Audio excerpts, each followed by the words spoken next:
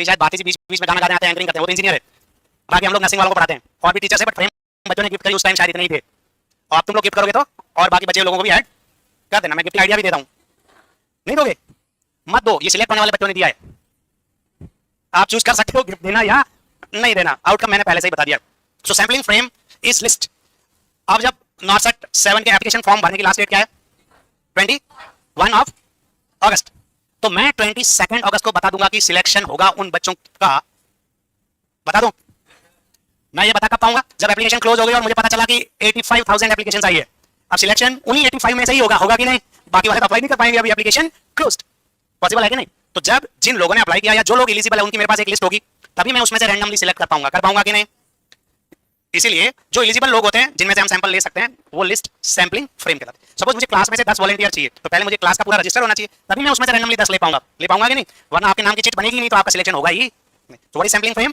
It is list of all eligible participants. कई बार ये readymade हो सकती है, कई बार हमें पहले सर्वे करके प्रिपेयर करना पड़ता है कि कौन कौन एलिजिबल है जो मेरी स्टडी में पार्टिसिपेंट बन सकता है, फिर हम उसको रैंडमली सिलेक्ट कर सकते हैं। तो सैंपलिंग फ्रेम हमें कहाँ चाहिए? रैंडम सैंपलिंग में। कहाँ चाहिए?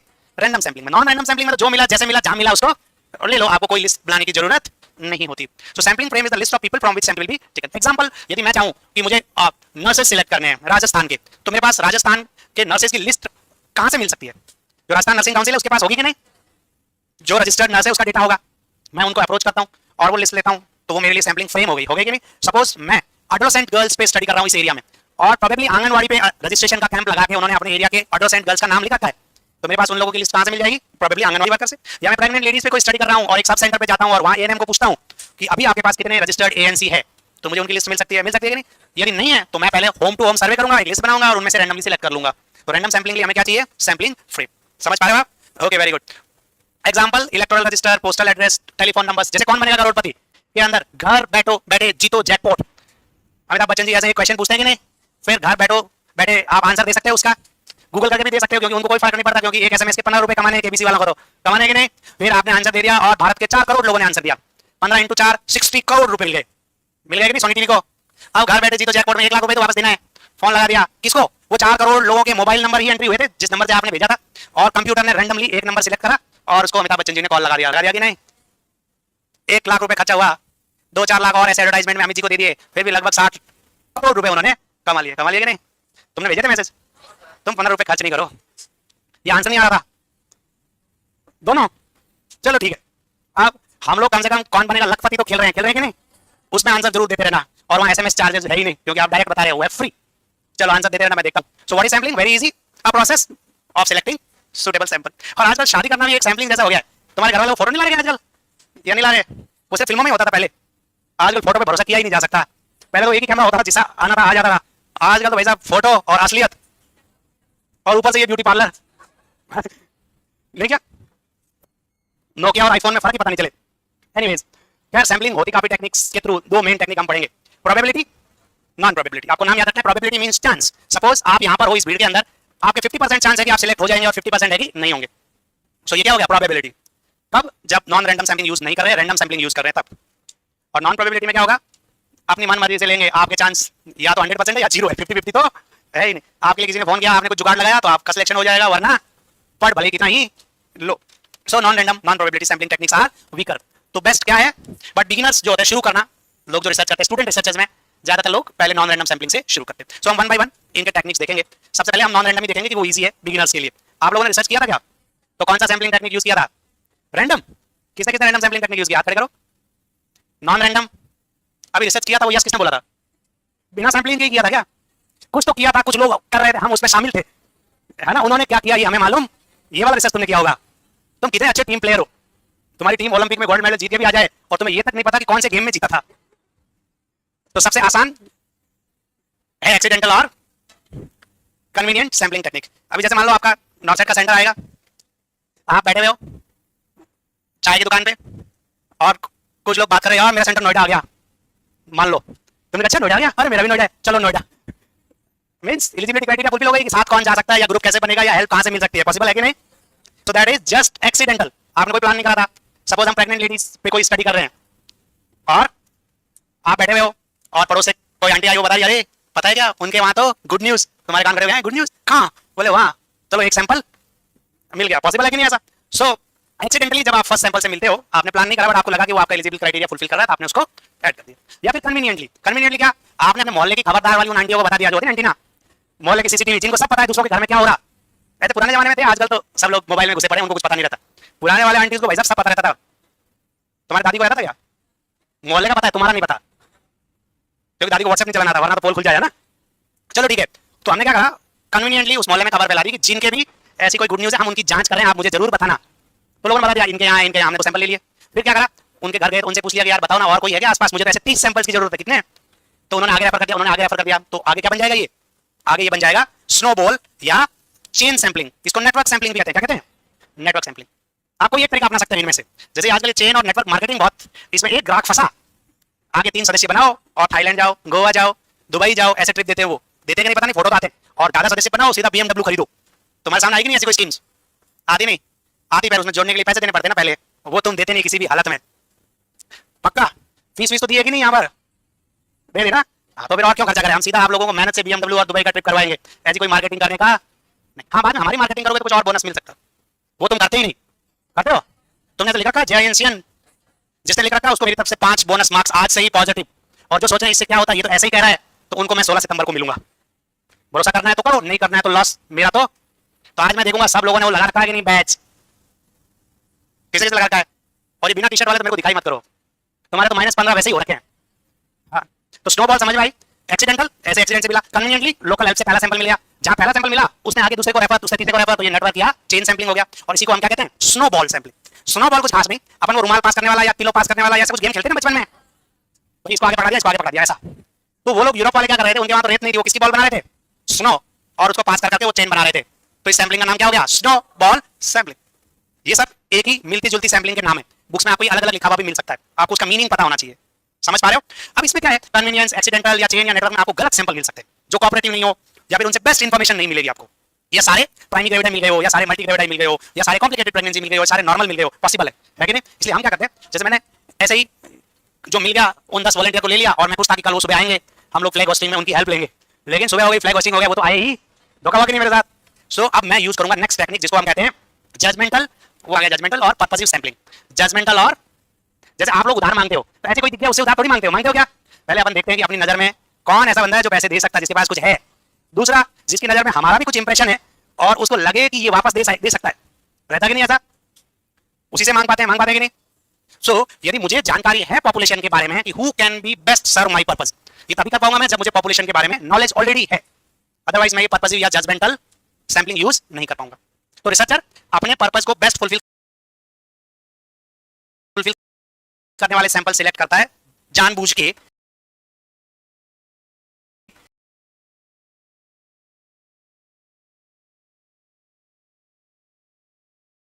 अपना जजमेंट यूज करते हुए कि कौन बेटर हो सकता है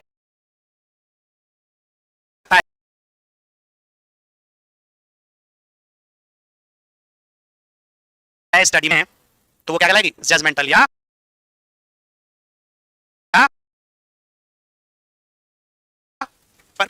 समझ लो, इस तरह एग्जांपल बता रहा हूं। मैं हमारे एम्स में एक गार्ड था, जैसे ही मैं जाता हूं मेरे को रोज गुड मॉर्निंग करा। 1 महीने उसने कहा, मैंने कहा यार इतना गुड मॉर्निंग कर रहा है, क्या बात है, बड़ा इंप्रेस लग रहा। 1 महीने बाद वो आया, क्या सर? मैंने कहा क्या सर, पैसे चाहिए। मैंने कहा मैं तो तेरे को जानता ही नहीं। बोले सर मैं रोज गुड मॉर्निंग करता ना आपको। तो मैंने कहा अच्छा, तो नहीं। फिर मुझे फोन पे नंबर दिया, मैंने उसको फोन पे कर दिया, उसके बाद से वो दिखाई नहीं है। अब मैं उसको ढूंढा, समझे? तो ये उसने पर्पसिव सैंपलिंग यूज करी कि उसका पर्पस कौन बेस्ट पूरा। तो मैं इसलिए बता रहा हूं कि कोई रोज गुड मॉर्निंग करे इंप्रेस होने का। वैसे तुम उधार तो देते ही, ऑनली लेते हो, वन वे ट्रैफिक, बट अब तुमको बाकी दे भी नहीं रहे होंगे। लेकिन एक बात, तुम्हारी नौकरी लग जाएगी, तुम्हें फोन कर करके लोग क्रेडिट कार्ड देंगे, साहब क्रेडिट कार्ड ले रहे क्या, होम लोन ले रहे क्या, कार लोन ले रहे क्या? तुम बोलोगे नहीं, तो वो तो नौकरी लगने के, और वो कब लगेगी? वो फोकस करने के साथ जेएनसी के प्रति वफादारी प्रूव करना भूलना। तो पर्पसिव और जजमेंटल पता चल गया, जहां आपको थोड़ा और नॉलेज हो पॉपुलेशन का, तभी। अब यहाँ बीच में एक और सैंपलिंग टेक्निक बच गई है, जिसको कहते हैं वॉलंटियर सैंपलिंग। जैसे योगा डे या कल इंडिपेंडेंस डे पे मैं चाह रहा हूं कि मुझे ऐसे इंटरेस्टेड लोग चाहिए जो कल कल्चरल प्रोग्राम में पार्टिसिपेट कर सके। यस, सो इसमें मैं अपनी मर्जी से भी नहीं ले सकता, अपने जजमेंट से भी नहीं ले सकता, क्योंकि मैं चाहता हूं बेस्ट मोटिवेटेड लोग आए, और वो तभी होगा जब वो अपनी मर्जी से आएंगे। जैसे हम कोई योगा का एडिशनल प्रोग्राम रख रहे हैं, क्लास रख रहे हैं, या तो सबको नहीं ले सकते अपन। हम पूछेंगे पहले कि ऐसा ऐसा हमें 30 लोगों की रिक्वायरमेंट है, कौन कौन इंटरेस्टेड है, you can give your names voluntarily. तो ये वॉलंटियर टाइप की जो सैंपलिंग होती है, ये भी नॉन रैंडम टाइप की सैंपलिंग होती है। समझ रहे हो? Okay very good. और यहाँ एक और बच गई जिसको कहते हैं कॉन्जिक्यूटिव और टोटल इन्यूमरेशन। कॉन्जिक्यूटिव या टोटल इन्यूमरेशन। कॉन्जिक्यूटिव या टोटल इन्यूमरेशन का मतलब क्या हुआ? कौन बता सकता है? कोई बता सकता है क्या इसमें? यस, इंडिया में होता क्या, मैंने कहा कि 10 लोग वॉलंटियरली आ जाना कल, कोई नहीं आएगा, इसलिए हम लोग क्या करते हैं, ऑर्डर निकाल देंगे कि कल सबको आना कंपलसरी। अब उसके बाद कुछ तो भी नहीं आएंगे क्योंकि वो खतरों खिलाड़ी है, पर ज्यादातर आ जाएंगे। मतलब क्या, यहाँ पर आप पहले तय कर लो कि हूएवर इज एलिजिबल और फिर उनको स्ट्रिक्टली अपने सैंपल में लो, ऐसा मैकेनिज्म बना लो। तो इसको कहते हैं टोटल एन्यूमरेशन, सबको ले लेना, सबको ले लेना। और ये क्या बना, कोटा। ये कोटा अपन इंडियंस का फेवरेट है।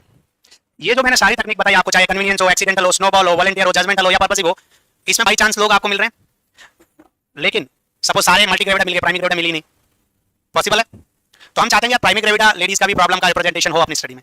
या फिर मैं स्टूडेंट नर्सेस पे प्रॉब्लम की वो जो सैंपलिंग कर रहा था, मुझे सारे के सारे बीएससी नर्सिंग मिल गए, तो मैं चाहता था जीएनएम वालों की प्रॉब्लम्स भी इसमें रिप्रेजेंट हो, तो मैं कोटा बना दूंगा। क्या कोटा इज अ सब ग्रुप। हम सब जानते हैं, जैसे अभी आप नर्सेट के लिए अप्लाई करोगे तो आप जनरल कैटेगरी का एक कोटा है, फिर ओबीसी का एक कोटा है, ईडब्ल्यूएस का एक कोटा है, एससी एसटी का एक कोटा है कि नहीं? क्योंकि वो चाहते हैं कि सभी लोगों को जॉब में रिप्रेजेंटेशन मिले।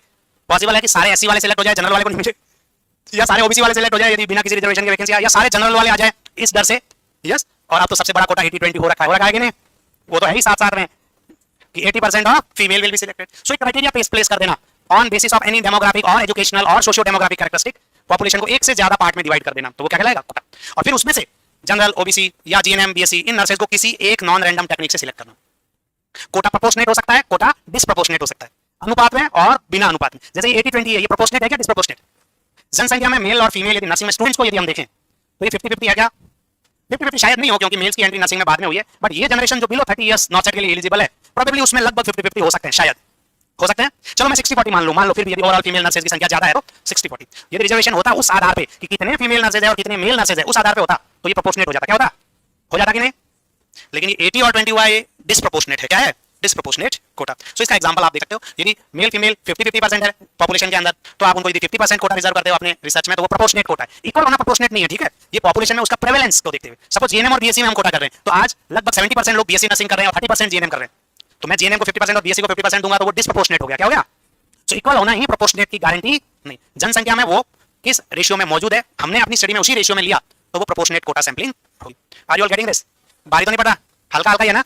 ओके फिर ठीक है। और कौन सी सैंपलिंग टेक्निक आपने सुन रखी है नॉन प्रोबेबिलिटी में? कुछ सुन रखा है क्या? ये नया है, आप जोड़ लो इसमें। इसको कहते हैं जीनियोलॉजी। क्या होता है जीनियोलॉजी?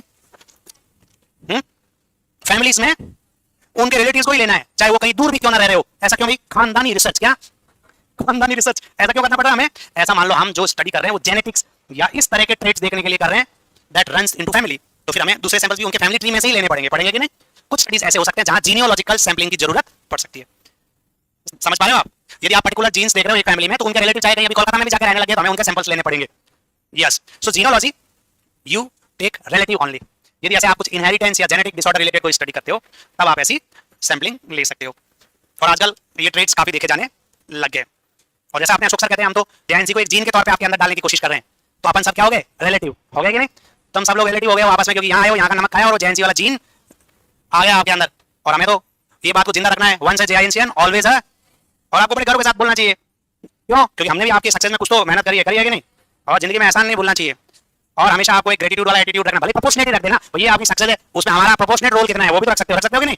हाँ, जितना भी प्रोपोर्शनेट है आप देना चाहो उतना, और यदि उतना भी नहीं रखा तो बार बार मैं धमकी तो दे ही रहा हूँ, क्योंकि हम इंडियंस को धमकी समझ में आती है कि नहीं किया तो क्या होगा। जब तक कोई ये नहीं बताता ना, तब तक अपने को बात समझ में नहीं आती। तुम अभी तक वैसे ही हो, अभी तुम लोग समझ में आ गए ना? ये जो पिछली बार जोर जोर से चिल्ला रहे थे वो लोग कहाँ गए? नहीं, वो डीएचएसपी का एग्जाम देने गए हुए हैं। हाँ ओके, ये वो लोग हैं जो जानबूझ के दूर सेंटर सिलेक्ट करते हैं, क्यों? इसी बहाने कुछ तो दुनिया देख लेनी है। और ये एक अच्छी टेक्निक भी है, भाई घर वाले तुमको सेंटर तक तो भेजेंगे। और मैंने वो शुरू में बताया था, जब जूता खाना ही है तो सोने का ही खाओ ना, चांदी का या चमड़े का क्यों खाएं? नहीं पता आप लोगों को फिलोसॉफी? हाँ, तो जिसका कुछ फायदा भी हो, कम से कम मन में ये रहेगा कि भाई अब सोने के जूते से मार खाई थी, एक गुड फीलिंग आती है। एनीवेज, अब हम देखेंगे प्रोबेबिलिटी या रैंडम सैंपलिंग के कुछ मेथड्स, और ये बेस्ट है। इसमें मेथड्स के अंदर आपको ज्यादा एनर्जी लगती है, ज्यादा लोग होंगे तभी उसमें से आप रैंडमली सिलेक्ट कर पाओगे कि नहीं? सपोज मुझे 10 लोग चाहिए और 10 ही अवेलेबल है, तो क्या मैं रैंडम सैंपलिंग यूज कर पाऊंगा? बड़ी मुश्किल से 10 मिल रहे हैं, तो मैं नॉन रैंडमली जो मिला उसको ले लूंगा। लेकिन जब अवेलेबल सैंपल्स ज्यादा होंगे और रिक्वायर्ड सैंपल्स कम होंगे, तभी आप उनमें से कुछ रैंडमली ले सकते हो। So suppose available number of people is n, capital N, samples हम n से नंबर से डिनोट करें, एंड नीडेड सैंपल यानी you need only small n, then you get a class interval. Suppose I have 100 students and I need only 20, then 100 divided by 20 यानी कि 5. तो ज्यादा से ज्यादा मैं क्या कर सकता हूं, हर 5th स्टूडेंट्स को लूं तो भी मेरे पास एनफ लोग अवेलेबल है कि नहीं.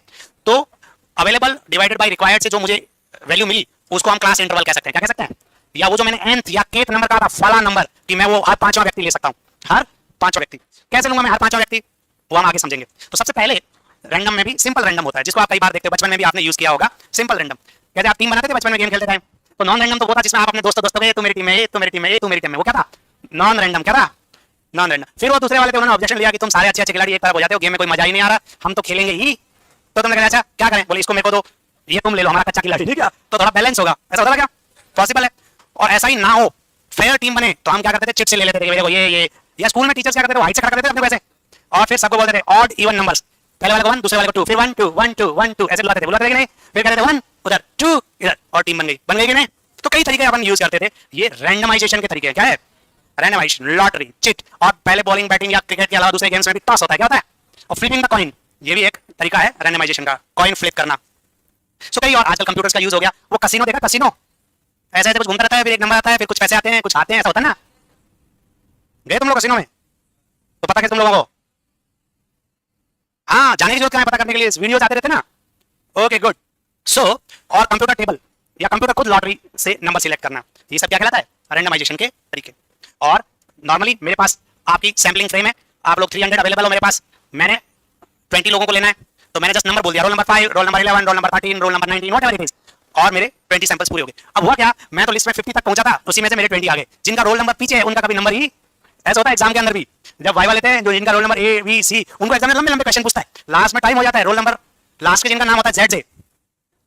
तो मैं से जेड वाला जुबेर, ऐसा हो सकता है कोई नाम, जो हमारा पहले एक स्टूडेंट था अभी जीएमसीएच में लगा हुआ है. जेड वाला कोई नहीं है, डब्ल्यू वाला, डब्ल्यू हमारा विलियम्स है, आज नीचे से देख रहा होगा. वाई वाला, इनसे नाम होते ही नहीं, नाम सब टी एस आर वाले. ए से तो आजकल भर गया भाई साहब, ए में ही एक बैच बन जाता है. ए में भी नहीं, डबल ए से शुरू करते हो ना, ए लगा के. और ए वाले कई बार दुखी हो जाते हैं कि घर वाले ने क्या सोच किया हमारा. कोई है तुम्हें से वो रोल नंबर 1 वाले दुखी आत्मा कौन है? दुखी क्या है तुम लोगों का, ए हो या जेड, बताना तो वही है. एग्जाम में पूछेगा तो पूछेगा, हम तो बताएंगे ही नहीं, तो अपने आप थका के बोलेगा गो, है ना. चलो ठीक है. अब रैंडम सैम्पलिंग, सिंपल रैंडम आपको समझ में आ गया. चिट, लॉटरी या कंप्यूटराइज्ड नंबर या टेबल ऑफ रैंडम नंबर. अभी रैंडम नंबर के टेबल्स भी आते हैं. एक गेम होता है हाउसी. हाउसी सुना आप लोगों ने? वो एक ऐसे चिट बनी रहती है, वो एक नंबर खोलते हैं, जिनके वो नंबर है वो काटते हैं, फिर वो पूरे हो जाते हैं तो उनको कुछ प्राइस मिलता है. अलग अलग नामों से जाना जाता है हाउसी को भी, और कुछ नाम. तुम बोला वो किटी पार्टीज और ऐसे छोटे मोटे ग्रुप पार्टीज में ऐसे बच्चों के और बड़ों के गेम्स में आता है आजकल. तुम लोग करते क्या हो? पढ़ते हो मत बोलना, ठीक है? वो मेरे को पता कितना पढ़ते हो. हाँ, नहीं कुछ भी नहीं पता. बचपन में कुछ खेले वेले हो कि नहीं? क्या क्या बड्डी है, क्या खेले हो? Hide and seek. हाँ ये सही है, ऐसे. ओके चलो ठीक है. अब सिंपल रैंडम सैम्पलिंग में भी आपको गलत सैंपल मिल सकते हैं. कैसे? जैसे अक्सर अपन कहते हैं कि हमारे नेता लोग अभी बजट में जो अधिकारी शामिल थे बजट 2024 बनाने में, उनमें भी उन्होंने सवाल उठाया कि ये जो बजट के फोटो में ऑफिसर्स खड़े हैं, इनमें से ओबीसी कितने, ऐसा पूछा. अब सरकार के पास जवाब नहीं, क्योंकि वो ऐसे देख के थोड़ी लेते हैं. यदि आप कहोगे हमारे को पढ़ाने वाले टीचर्स में से ओबीसी कितने हैं, तो मैं भी एक बार से सोचूंगा कि ये कौन सा तरीका है यार, जो मेहनत करके पढ़ा रहा है उसको पढ़ाने देगी, इसमें ढूंढ के लाएं कि एक ओबीसी पढ़ाएगा, एक ये पढ़ाएगा, एक ईडब्ल्यूएस पढ़ाएगा. ऐसा पॉसिबल है क्या हर जगह? तो क्या हुआ, सिंपल रैंडम में भी मान लो ज्यादा मेल सिलेक्ट हो गए या ज्यादा फीमेल सिलेक्ट हो गए या ज्यादा ओबीसी सिलेक्ट हो गए, तो बाकी वाले ऑब्जेक्शन लेंगे कि भाई हमारा कोटा करो, हमारा यहाँ पर भी कोटा करना चाहिए. सो इसके लिए हमने क्या करा, हमने यहाँ कि मेल फीमेल या सबको बराबरी का मौका मिले, या फिर रोल नंबर 50 के बाद भी मैं 60 70 80 क्योंकि 100 300 टोटल है तो वहां तक भी तो पहुंचूं, उनको भी फेयर चांस मिले. तो इसलिए हमने क्या किया, सिस्टमैटिक सैंपलिंग और सिस्टम बनाया कि सपोज मेरे पास 100 अवेलेबल है और मुझे 20 चाहिए, तो मैं हर 5th पर्सन को मौका दूंगा. तो मैंने क्या करा, हर 5th पर्सन के लिए पहले रोल नंबर 1 से 5 की एक चिट बना दी, नंबर 1 से 5 की एक चिट बनाई, और मैंने पहला नंबर पिक किया चिट के थ्रू. सपोज मेरा पहला नंबर आया 2, तो मेरा फर्स्ट सैंपल कौन हुआ, रोल नंबर 2 हो गया. अब नेक्स्ट कौन सा होगा, जो मेरा क्लास इंटरवल है मैं उसमें जोड़ूंगा. क्लास इंटरवल कितना है 5, मैं हर 5वां व्यक्ति लूंगा उसके बाद. तो नेक्स्ट कौन सा होगा, 7वां. 5 नहीं, उसमें 5 जोड़ेंगे तो 7 आएगा. फिर नेक्स्ट कौन सा होगा, और 5 जोड़ेंगे 12, फिर 17, फिर 22, ऐसे करते करते लास्ट मेरा 92 होगा. होगा कि नहीं? यानी कि अब मैंने एक सिस्टम बना दिया, सिस्टमैटिक, यानी कि nth या kth number in the population select करता जा रहा हूं. वो मैंने कैसे किया, अवेलेबल नंबर्स को रिक्वायर्ड नंबर से डिवाइड किया, जो क्लास इंटरवल मिला हर 5th या 7th जो भी आता हो मैंने लिया. लॉटरी में से एक नंबर ले लिया, चाहे 1 हो 3 हो 5 हो, जो भी उसमें फिट बैठता है, फिर हर 5वां उसमें जोड़ता गया, मुझे अगले सैंपल्स मिलते गए. समझ पा रहे हो आप? अब इसमें भी क्या हुआ कि रोल नंबर का मेरे पे कंट्रोल नहीं था, इसमें भी 80% लड़के सिलेक्ट हो गए. पॉसिबल है? तो फिर हमने एक और रैंडम सैंपलिंग का टेक्निक अपनाया जिसको कहते हैं स्ट्रेटिफाइड रैंडम सैंपलिंग. क्या? स्ट्रेटा. और स्ट्रेटा का मतलब यहां पर वही है जो नॉन रैंडम में कोटा का होता था. नॉन रैंडम में जो कोटा का मतलब होता था, या रैंडम में वो क्या है, स्ट्रेटा. क्या? स्ट्रेटा मतलब लेयर, ग्रुप.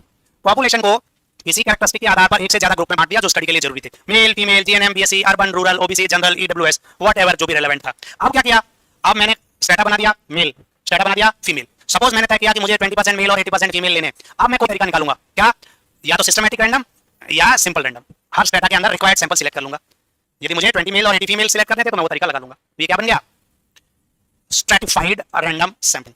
और क्या होता है, बड़े रिसर्च स्टडीज होती है तो उसमें रैंडमाइजेशन में बहुत टाइम लगता है। तो हम एक टेक्निक देखते हैं जिसको कहते हैं क्लस्टर या मल्टी स्टेज सैंपलिंग। सपोज आप इंडिया के अंदर टीबी कंट्रोल प्रोग्राम की इफेक्टिवनेस स्टडी कर रहे हो, TB control program. So India, then India के कितने स्टेट्स, 28 की 29, 30 नहीं हो गया कहीं, कितने स्टेट्स, जितने भी तुम बता रहे हो।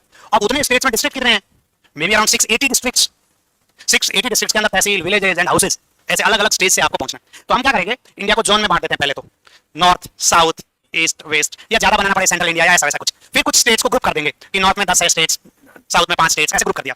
ठीक, अब रैंडमली हर जोन से कुछ स्टेट सिलेक्ट कर लिया हमने, पहली बार रैंडमाइजेशन हो गया। फिर दूसरी स्टेज पे क्या जाएंगे, उन स्टेट्स के जो हमारे पहली स्टेज में सिलेक्ट हुए हैं उनके कुछ डिस्ट्रिक्ट रैंडमली सिलेक्ट कर लिए, फिर उन डिस्ट्रिक्ट्स के कुछ तहसील रैंडमली सिलेक्ट कर लिए, फिर उन तहसील के कुछ विलेजेस, और फिर हाउसेस तक आप पहुंचे। तब आपने एंटायर इंडिया कवर किया कि नहीं। So big large scale studies के अंदर हमें एक से ज्यादा बार रैंडमाइजेशन करना पड़ता है एट वेरियस फेजेस। सो उसको हम क्या कहते हैं, मल्टी स्टेज सैंपलिंग टेक्निक्स। ये क्लस्टर के अंदर आता है। अब इसका एक छोटा रूप ले लूं मैं, इसका एक छोटा रूप ले लूं। कैसे, जैसे कल 15 अगस्त को इंडिपेंडेंस डे है, मुझे लड्डू बांटने हैं, बांटने हैं कि नहीं, किसको लड्डू बांटूंगा मैं, नहीं, पूरी बात तो सुनो, मुझे लड्डू बांटने 20 और तुम लोग अवेलेबल हो 200, सो मैं हर 10वें आदमी को एक लड्डू दे सकता। Scientifically systematic random sampling. Yes, तुमने इस पे ऑब्जेक्शन लिया कि सर दिस इज नॉट, मैंने मेरी टीम को बता दिया कि जो लड्डू था उसके 10वें हिस्से के बराबर लड्डू बनाओ, मैं भी तो स्मार्ट हूं ना, और अब मैं सबको बांट दूंगा पर उन्हीं को बांट पाऊंगा जो आएंगे। तो अब मैंने सबको मौका दिया कि नहीं, फिर भी सभी को ले लिया, तो क्या मैंने रैंडमाइजेशन किया, यही क्वेश्चन है। मैंने रैंडमाइजेशन का किया, चिट लॉटरी वॉटरी कुछ निकाली क्या, फिर भी मेरी सैंपलिंग टेक्निक रैंडमाइजेशन है, क्योंकि मैंने सबको मौका दिया कि नहीं लड्डू मिलने का। यानी कि सब के सब जो एलिजिबिलिटी क्राइटेरिया को फुलफिल कर रहे हैं और उस प्लेस पे मौजूद है जहां आप सैंपलिंग कर रहे हो, उन सबको ले लेना। क्या कहलाता है, क्लस्टर। क्लस्टर मतलब group of people with similar characteristics जो आपकी स्टडी के एलिजिबिलिटी क्राइटेरिया को फुलफिल कर रहे हैं। ऑब्जेक्शन का मौका ही नहीं, हमने किसी को छोड़ा ही नहीं। जैसे आप स्लम्स में स्टडी कर रहे हो उन बच्चों पे जो माल नरिष्ठ, तो आप जिस स्लम में गए वहां 20 माल नरिष्ठ बच्चे, आपने 20 को ले लिया अपनी स्टडी में। चिट की जरूरत पड़ी क्या, तो आपने क्या यूज किया, क्लस्टर सैंपलिंग। यदि आप स्कूल में गए और आप 10 क्लास के बच्चों को ले रहे हो, जिस स्कूल में गए वहां 10 क्लास में 40 बच्चे थे और आपने सबको ले लिया, तो वो क्या हुआ, cluster sampling. Are you getting this? So cluster sampling is the example of random sampling where you pick the cluster and take everybody from that cluster. या घर से एक एक लेंगे, अपने वो शादी में बुलाते ना, जैसे अपने पड़ोसियों के 50 घर है, तो अपन सबको बुलाने का नाटक तो करना पड़ेगा, बट सबको नहीं बुला रहे। क्या बुला रहे, भाई घर से कोई एक आ जाना, घर से बच्चे को भेज देना, ऐसा होता है। बट इसमें यानी हमने सबको मौका दिया बराबरी का बाय रैंडमाइजिंग, जिससे कोई सोसाइटी में नाराज ना हो कि हमें बुलाया। This is randomization, this is randomization. तो बड़े स्टेज पे क्लस्टर्स यदि बहुत बड़ा है आप सबको नहीं ले सकते, फिर आप वहां मल्टी स्टेज करोगे। क्या करोगे, मल्टी स्टेज। कोई डाउट, कोई डाउट नहीं, ओके गुड, कुछ समझ में आया। मैं देख लेता हूं यहां इनके कोई डाउट है कि नहीं। अच्छा एक और आ गया इसमें, सीक्वेंशियल। ये सीक्वेंशियल का क्या मतलब है यहां पर, सीक्वेंस में कैसे कैसे। कई बार मैंने ऐसा सोचा था कि 100 सैंपल लिए और मेरी स्टडी अच्छी फाइंडिंग्स के साथ कंक्लूड हो जाएगी, लेकिन फिर अपने को बाद में पता चला नहीं, अभी भी ऐसी कुछ इंफॉर्मेशन है जो हम डिस्कवर नहीं कर पा रहे। This is missing. यानी एक स्लम्स ली अपन ने, 20 बच्चे हमको वहां मिल गए, बट स्टिल वी फील कि कुछ एस्पेक्ट कवर हो सकता है, उसमें एक पर्टिकुलर कास्ट या कम्युनिटी के लोग ही रह रहे हो, हम उनकी कल्चरल प्रैक्टिस समझ गए लेकिन दूसरे वालों की नहीं समझ पा रहे। सो अब हम क्या करेंगे, you will add another area to it, तो वो क्या होगी, सीक्वेंशियल। यदि जरूरत पड़ी adding another sample till you reach conclusion, तो इसको कहते हैं सीक्वेंशियल सैंपलिंग। ये थोड़े एडवांस तरीके हैं, बेसिक रिसर्चेस में आपको इसकी जरूरत नहीं पड़ेगी, बट जैसे जैसे आप और अच्छा रिसर्च करने लगोगे आपको इन और सैंपलिंग टेक्निक्स के बारे में पता चलेगी। कुछ और भी नाम देखने को मिल सकते हैं, बट नॉर्सेट के या नर्सिंग के आपके कॉम्पिटिटिव अंडर ग्रेजुएट लेवल के एग्जाम में जितना हो सकता था मैंने सब लिस्ट कर दिया। ऑब्लिक में मैंने इसलिए लिखा कि अलग लिखने से भी वो डिफरेंट नहीं, आपको कोई एक तरीका सेलेक्ट करना पड़ता है आपकी स्टडी में। आप अपनी स्टडी में कोई एक सैंपलिंग टेक्निक लोगे, यदि नॉन रैंडम ले रहे हो तो कोई एक ले लोगे, या रैंडम ले रहे हो तो कोई एक ले सकते हो। और अब हम स्टडी इस प्रकार की करते हैं मिक्स्ड मेथड्स टाइप के, तो आप क्वालिटेटिव हिस्सा भी रखते हो, क्वांटिटेटिव भी रखते हो, तो आप एक से ज्यादा सैंपलिंग टेक्निक्स, एक से ज्यादा रिसर्च डिजाइन भी यूज करते हो। इसको मिक्स करना कहते हैं, क्या कहते हैं, मिक्स्ड मेथड रिसर्च। फिलहाल आप वो नहीं पढ़ेंगे। तो अब मैंने सैंपल कैसे लेना है ये आपको बताया कि नहीं, लेकिन हम गलती करें तो रिजल्ट गलत हो सकता है, इसलिए सैंपल सही सिलेक्ट करना बहुत ही जरूरी है कि नहीं। नहीं तो जिंदगी भर पछताना पड़ सकता है एक गलत सैंपल लिया तो। नहीं, हाँ, अपने पापा को पूछो, मम्मी को पूछो, उन्होंने सैंपल सही सिलेक्ट किया था या अभी तक ताने मार रहे हैं कि मेरी तो किस्मत ही फूटी थी कि तुम पल्ले, ऐसा कह रहे होंगे, लेकिन तुम मेरे को बताओगे क्यों, क्योंकि घर का मामला बाहर बताया नहीं जाता। किसी से कहा तुम्हें ये, मम्मी ने कहा था, चलो कोई बात नहीं। अब जो भी हो गया, उन लोगों ने रॉन्ग सैंपल सिलेक्शन की वजह से एरर आ रहा है। एरर देखिए, एक होता बायस, बायस का मतलब होता है भेदभाव, गलत फाइंडिंग्स। सो एक रिसर्चर पॉजिटिवली बायस्ड होकर गलत रीडिंग खुद को बड़ा दिखाने के लिए, अपनी कंपनी के प्रोडक्ट को बड़ा दिखाने के लिए, अपने रिसर्च को अच्छा दिखाने के लिए यूज कर सकता है, बट ये पब्लिक के लिए अच्छा नहीं है. So we have to minimize the biases and error in the research. इसलिए हम बड़े सैंपल्स लेते हैं. एक दो में तो गलती हो जाए, इसलिए ज्यादा सैंपल्स. अब एक आदमी गलती कर ले, इसलिए पूरे परिवार वाले बैठे हैं सैंपल को देखने के लिए. अच्छा अच्छा अच्छा. और डिफरेंट स्टेजेस में सैंपल की परीक्षा होती है, फिर सैंपल पास हो गया होता है तो भी पछताते ही. क्यों? जब पछताना है तो तुम लोग डर गए हो क्या? डरना क्या? वो कहावत सही है, खा के भी पछताओ और नहीं खा के भी पछताओ. ये सही है क्या? तुम लोग पछता रहे हो? चलो कोई नहीं, ये तो दुनियादारी है, मैं तो जस्ट बता रहा हूँ और आप लोगों को थोड़ा हंसाने के लिए ऐड कर रहा हूँ. एक होता है मेजरमेंट बायस. सिलेक्ट तो आपने सही किया था सैंपल, सपोज आपने सैंपल सही किया, अब उसका बीपी चेक कर रहे हो आप, बट आपका इंस्ट्रूमेंट ही गलत है, इसलिए रिजल्ट गलत आ रहा है. आप दोष किसको दे रहे हो? सैंपल को. So that can be measurement bias also. Measurement, इसलिए हमें सही टूल बनाना है, इसलिए अपन आगे पढ़ेंगे डेटा कलेक्शन के टूल्स की रिलायबिलिटी एंड वैलिडिटी भी हमें टेस्ट करना है. और इसके साथ साथ एक होता है कंफाउंडिंग बायसेस. कंफाउंडिंग मतलब जो एनवायरमेंटल फैक्टर है, क्या है? जो इस व्यक्ति के साथ नहीं है बट उसके आसपास एनवायरमेंट में मौजूद है. क्योंकि आपके घर वाले ये तो कहते हैं हमारा बच्चा है सही, लेकिन माहौल खराब है. क्या माहौल खराब है? इसलिए हमारा बच्चा भी बहक गया. ऐसा हो गया तुम्हारे साथ? तो ये जो बीच में ब्रेक में चले गए थे वो कौन थे? एग्जाम वाले. कोई ऐसा भटका हुआ बच्चा तो नहीं जिससे माहौल खराब की वजह से चला गया हो? पक्का ना? तुम लोग गवाह दे रहे हो, कोई एरर तो नहीं है इसमें तुम्हारी जानकारी में? सही डेटा दे रहे हो? ओके, मैं मान लेता हूं. सो अब क्या हो गया कि compounding factor is that associated with both exposure and outcome. यानी कि वो एक फैक्टर शादी से पहले भी मौजूद था, शादी के बाद भी मौजूद है, बट उस टाइम हम देख होता क्या, कई बार केसेस आते हैं कि इनको तो ये पहले से बीमारी थी नींद में चलने की, इन्होंने मेरे को बताया नहीं और अब इनकी वजह से मेरी जिंदगी. होता कि नहीं होता? तो उन्होंने हमने छुपाया क्या? जब हम उस दिन आए थे तब भी यही थे और आज भी, बट बताया नहीं ना, क्योंकि उस दिन तो दिन में मिले थे, देख नहीं पाए क्योंकि नींद में चलना था. हाँ. और बड़े बड़े देशों में तो आजकल बच्चों, तुम्हें पता भी नहीं, मैं बता रहा हूँ, यूके में एक तलाक इसीलिए हो गया कि पति खराटे मार रहा, पत्नी नहाती नहीं. सच बता रहा हूं, ये कारण है. मजाक लगा तुम लोगों को? इंडिया में भी अभी ऐसा होने वाला है, क्योंकि अपन सब वेस्टर्न कल्चर ही फॉलो कर रहे हैं. तुम लोग चिड़चिड़े होकर नाइट ड्यूटी करके आए, तुम्हारे स्पाउस जो घर वाले हैं वो खराटे मार रहे हैं, तुम दूसरे दिन थके आ रहे ड्यूटी पे गए, वहां तुमसे गलती हो गई, वार्ड में तुमको नोटिस मिल गया, नौकरी निकालने की धमकी दे दी, तो तुम कितने दिन बर्दाश्त करोगे? करोगे क्या? नोटिस दोगे कि नहीं? या तो खराटों का इलाज करवाओ या तलाक. तलाक कैसे हो तुम लोग? एक दूसरा कमरा ले लो, उसमें सो जाओ ना. ओह, सो पॉसिबल है. इनटॉलरेंस, हम ज्यादा सेल्फ सेंटर्ड हो गए. मैं पहले ट्रेन में आता था, आज तो मेरी जरूरत नहीं पड़ती. अब तुम एग्जाम देने जाते होंगे तो शायद ये एग्जांपल समझ पाओगे. ट्रेन के अंदर ना जैसे ही थोड़ा सा अंधेरा होता है, वो 72 बर्थ होती है, उसमें से 40 एक लोग होते हैं जो 8 बजते ही खर खर, और जैसे जैसे रात गहरी होती है, भाई साहब 3 बजे ऐसे कोई अचानक मैं जगह, एक बार मेरे को कोई भूकंप आ गया है क्या, देखा सारे लोग ऐसे ऐसे खराटे मारे. नॉर्मल आदमी वहां कैसे सो सकता? और कई रूममेट भी होते हैं हमारे हॉस्टल में दिक्कत नहीं है. नहीं, अरे मेरा एक रूममेट था जब मैं कॉलेज में था, तब उसको जोर जोर से खराटे मारने की आदत. सुबह हम उसको कहते हैं, भाई तू खराटे मारा था? बोला मैं कहां खराटे मारता, क्योंकि जो ये लोग खराटे मारते हैं ना, ये कभी एक्सेप्ट नहीं करते कि वो खराटे मारते हैं, उनको तो पता चलता नहीं. अपन जब जगाते हैं तब तो वो बंद होता है. तो हमने क्या करा, उस टाइम इतने ज्यादा एडवांस फोन नहीं थे, वो ऑडियो रिकॉर्डिंग तो होती थी उस फोन में, ऑडियो रिकॉर्डिंग. तो हमने ना ऑडियो रिकॉर्ड करा, उसके नाक के आगे वो फोन रखे, काफी देर तक वो रिकॉर्ड होता रहा.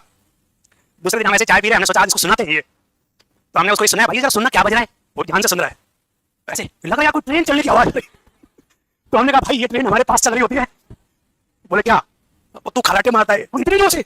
बोले हाँ, बट उनको पता नहीं चलता, उनका कंट्रोल भी नहीं होता. अब क्या करें, दोस्ती में इतना सब तो बर्दाश्त करना ही पड़ता. और कुछ दिन बाद आदत हो जाती है. कहते ट्रेन चलती है तो भी अपने को नींद तो आती है कि नहीं, और कई बार तो बिना खराटे अपने को नींद भी नहीं आ रही. तो खराटा नहीं, लॉरी हो गया. क्या हो गया? सो जा बेटा सो जा, अलार्म टाइप. तो सोने वाला कहीं भी सो जाता है, कुछ लोग कभी भी सो रहे हैं. उठ जाओ, नॉट सेट आ गया. सो कंपाउंडिंग फैक्टर समझ में आया कि नहीं? Okay very good. और खराटे के नाम से डिवोर्स मांग के मेरे को बदनाम मत करना बाद में. अब हम सैंपल ले लेंगे. सैंपल ले लिया हमने.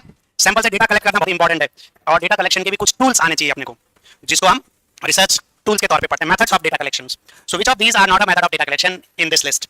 क्वेश्चनर्स, इंटरव्यू, एक्सपेरिमेंट्स और ऑब्जर्वेशन. एक्सपेरिमेंट नहीं है.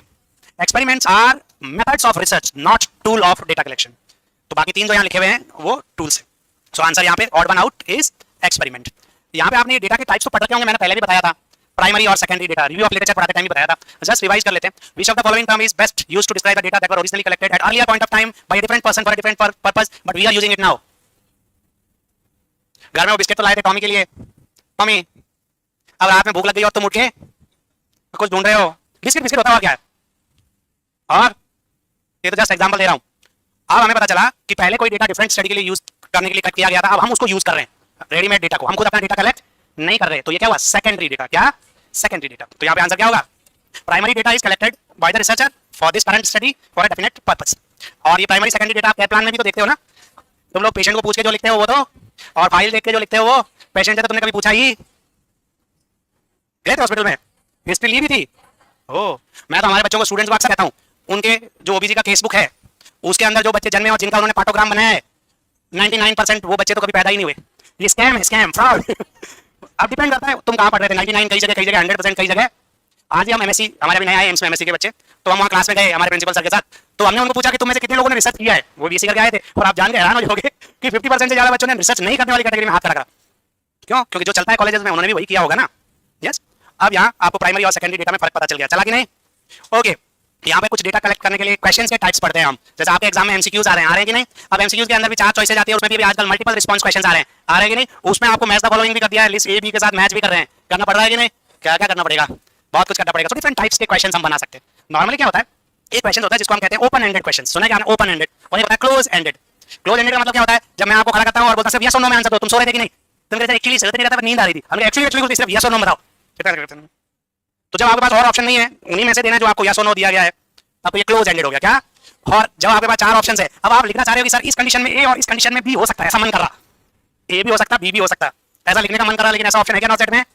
तो वो भी एमसीक्यू भी एक क्लोज एंडेड क्वेश्चंस। लेकिन जब आप बीएससी या जीएनएम का एग्जाम लिखते थे, वहां हमने आपको पूछा था कि describe the method of data collection. वहां आप अपनी मर्जी से जो लिखे जितने पेज भरने हैं भरे। वो क्या था? Open ended. सो आप बताइए जरा, open ended questions provide primarily which type of data? Confirmatory, qualitative, predictive या नन ऑफ दिस? हमने रिसर्च के बारे में बताया था, उसमें हमने कहा था क्वालिटेटिव रिसर्च। क्वालिटेटिव रिसर्च को मेजर करना मुश्किल होता है, हमें उसको डिस्क्राइब करना पड़ता है। डिस्क्राइब करने के लिए जैसे मैं आपको पूछता हूं कैसा लग रहा है, गुड, बैड या बेटर, व्हाटएवर इट इज। अब मैंने 3 ही ऑप्शन दिए, आप इन 3 में से चूज करते हो, ये तो क्लोज एंडेड हो गया। अब आपको पूछ रहा हूं कैसे लग रहा है और आप अपने शब्दों में बता पा रहे हो, तो ये ओपन एंडेड हुआ। और तब मैं आपकी फीलिंग ज्यादा बेटर समझ पाऊंगा कि नहीं? तो कैसा लग रहा है? अच्छा लग रहा है तो गुड ही हुआ ना, इसमें अच्छा क्या है? आप बताओ ना अपने शब्दों में कि सर एक्चुअली ऐसा लग रहा है। कोई बता सकता है? नहीं। सो क्वालिटेटिव डेटा के लिए आपको क्या करना पड़ेगा? ओपन एंडेड क्वेश्चंस पूछने पड़ेंगे। तो नॉर्मली 3 मेन टाइप्स होते हैं डेटा कलेक्शंस के, जो हम एग्जाम में भी यूज करते हैं। आपने एग्जाम्स तो कई दिए होंगे कि नहीं? सो 3 मेजर टाइप्स। हमें यदि कुछ आपसे जानना होगा तो हम आपसे पूछेंगे ना, आप ही बता पाओगे। जैसे मैंने अभी पूछा कैसा लगा, तो बताया ठीक है, मैंने मान लिया कि नहीं? अब मैंने ये चेक करने की कोशिश की क्या कि वाकई में ठीक है क्या, या तुम झूठ बोल रहे हो? कोशिश की? नहीं की। या फिर ये नापने की कोशिश की कि कितना ठीक है, इतना, या कोशिश की? नहीं। तो मेरा पर्पस के अकॉर्डिंगली मैं अलग अलग टेक्निक यूज कर सकता हूँ।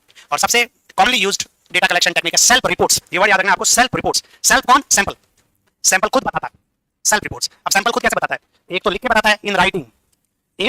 जैसे हम लोग पूछते हैं कि भाई तुम्हें क्या क्या आता है, तो इसके लिए पहले मेरे को आपको क्वेश्चन पूछने पड़ेंगे कि नहीं? सो हम आपको क्वेश्चन पेपर देते हैं, क्या देते हैं? और फिर आप उसका आंसर लिख देते हो। So you only are reporting but in writing. उसके लिए मुझे आपको क्या देना पड़ेगा? क्वेश्चन पेपर देना पड़ेगा, लिस्ट ऑफ क्वेश्चंस। तो ये ऐसा सर्च टूल जिसमें लिस्ट ऑफ क्वेश्चंस होगी, उसको हम क्वेश्चनर कहते हैं। क्या कहते हैं? क्वेश्चनर। अब कुछ लोग लिख के नहीं बता सकते कुछ चीजें, तो हम एग्जाम में आपको पहले तो लिख के बताने वाला रिटन एग्जाम ले लेते हैं, फिर हम आपका वाइवा लेते हैं कि नहीं? तो जिसमें लिख के नहीं बता पाने वाले बच्चे भी पीछे ना रह जाए, वो रटू पोपट ना हो, एटलीस्ट बोल के भी बता पाए। सो दूसरा तरीका सेल्फ रिपोर्टिंग में, जहां आप वर्बली बताओगे। क्या बताओगे? वर्बली। तो हम कौन सी टेक्निक यूज करते हैं यहाँ? इंटरव्यू। इसको हम क्या कह सकते हैं? जॉब वगैरह की होता है ना, इंटरव्यू। सो सेल्फ रिपोर्ट्स में 2 ऑप्शंस हो सकते हैं। आइदर एज ए रिसर्चर मैं आपको क्वेश्चनर दूंगा और उसका आप रिटन रिस्पांस दोगे, या फिर I will conduct interview where you will give verbal response. वहां क्वेश्चन मैं रीड करूंगा आपके लिए and you will give answers. उसमें 2 तरह के क्वेश्चन मैं यूज कर सकता हूं। ओपन एंडेड होगा तो आप जो बोलोगे वो मैं रिकॉर्ड कर लूंगा, यदि क्लोज एंडेड होगा एबीसीडी जो आप पाओगे वो मैं टिक कर दूंगा। पॉसिबल है? So this is self report. But self report में बहुत सारी कुछ चीजें जो आप बता नहीं पाए, बाद में एग्जाम के बाद आके कहते हैं एक्चुअली सर मेरे को आता तो था पर मैं बता नहीं पाया या लिख नहीं पाया, होता है ऐसा। Then we conduct practical exam. हमने कहा अच्छा आता है तो अब कर, बीपी लेके बता दे, लिख तो नहीं पाया। बीपी लेना आता है because nursing is skill based profession, इसलिए हम लोग प्रैक्टिकल एग्जाम लेते हैं। अब हम ऑब्जर्व करते हैं, क्या करते हैं? आप परफॉर्म करते हो, हम ऑब्जर्व करते हैं, उसी के हिसाब से इवैल्यूएट कर लेते हैं। तो सेल्फ रिपोर्टिंग के अलावा दूसरा मेथड क्या हो सकता है? ऑब्जर्वेशन। दूसरा मेथड क्या हो सकता है? ऑब्जर्वेशन। अब ऑब्जर्वेशन के अंदर मैं एक लिस्ट यूज करता हूं ये टिक करने के लिए कि ये आपने काम किया कि नहीं किया, तो वो ये चेक लिस्ट। क्या ये टूल है एडिशनली एग्जामिनर या रिसर्चर यूज कर सकता है। अब तीसरी चीज क्या, आपको भी नहीं पता और मैं भी नहीं देख सकता, यानी मैं आपको पूछूंगा आपका हीमोग्लोबिन कितना है, तो आपने यदि जांच करवा रखी होगी तो आप बताओगे, या मैं आपको पूछूंगी आपका अभी का ब्लड प्रेशर कितना है, तो आप भी नहीं बता पा रहे। अब मैं ऑब्जर्व करके भी देख रहा हूं किसका बीपी बढ़ा हुआ है तो भी नहीं देख पा रहा, कईयों का बढ़ा हुआ है वो सोच रहे हैं घर कब जाएंगे, बढ़ा हुआ है क्या नहीं, तो इसके लिए हमें मेजर करना पड़ेगा, कुछ इंस्ट्रूमेंट चाहिए जिससे हम वो मेजर कर पाए। तो थर्ड टेक्निक क्या होगी? Biophysiological measurement. बायोफिजियोलॉजिकल, क्योंकि हम तो बायोलॉजी रिलेटेड स्टडीज ही कर रहे हैं, या तो आपका बायोलॉजिकल या फिजियोलॉजिकल पैरामीटर्स हमें चेक करना है, उसका मेजरमेंट करके भी हम डेटा कलेक्ट कर सकते हैं। Height, weight, blood pressure, haemoglobin और एलएफटी, केएफटी ना जाने क्या क्या मेजर कर सकते हैं कि नहीं। अब ये मेजरमेंट 2 प्रकार का होता है। जैसे सपोज मुझे आपका ब्लड प्रेशर मेजर करना है और इसको मैं कंपेयर करूं कि मुझे आपका हीमोग्लोबिन मेजर करना, तो एक होता है इन विट्रो मेजरमेंट्स। इसका मतलब क्या? इसका मतलब बीपी मेजर करना किस प्रकार का एग्जांपल है? इन विट्रो का है क्या बीपी मेजर करना? नहीं है तो कैसे? आउटसाइड बॉडी कैसे? मतलब मैं आपका बीपी बाहर निकाल के फिर नाप रहा हूँ क्या? या आप बैठे हुए और मैं कुछ लगा के ऐसे ही नाप रहा हूँ? जैसे मैं आपके रेस्पिरेटरी साउंड सुन रहा हूँ या पल्स गिन रहा हूँ, तो इसके लिए आपको लैब में ले जाना पड़ रहा है क्या, या आपकी बॉडी से वाटर को बाहर निकाल के नापना पड़ रहा है क्या? हाँ, वीवो तो मैंने बताया नहीं, मैंने तो विट्रो बताया है। अच्छा चलो ये लिख देता हूँ, वीवो भी ओके।